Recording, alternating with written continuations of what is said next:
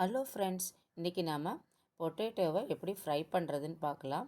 நான் பொட்டேட்டோவில் அந்த ஸ்கின்னெல்லாம் எடுத்துட்டு இது மாதிரி ஃபிங்கர் மாதிரி கட் பண்ணி ஒரு 5 மினிட்ஸ் வேக வைக்கிறேன்.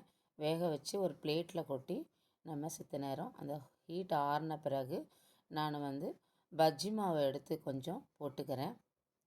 நீங்கள் அப்படி இல்லைன்னா கடலை மாவு போட்டுக்கோங்க. கடலை மாவு, சில்லி பவுடர், சால்ட்டு போட்டுக்கோங்க. போட்டு மிக்ஸ் பண்ணிக்கோங்க. நான் பஜ்ஜி மாவு இருந்ததுனால நான் அதை போட்டு நல்லா மிக்ஸ் பண்ணிக்கிறேன்.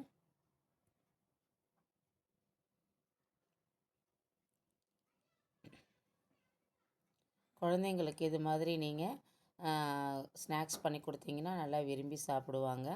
இப்போ நம்ம கொஞ்சம் கொஞ்சமாக ஆயில் ஹீட்டாக எடுத்து அதில் போட்டுக்கலாம்.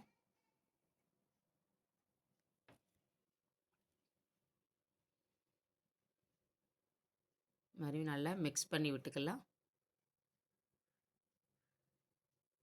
நல்லா இது கிறிஸ்பியாக இருக்கும், நல்லா டேஸ்ட்டாகவும் இருக்கும்.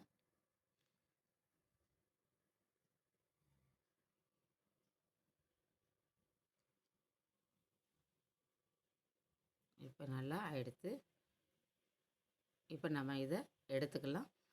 நீங்களும் இதை மாதிரி ட்ரை பண்ணி பாருங்கள். சூப்பரான potato chips ready. Thank you friends.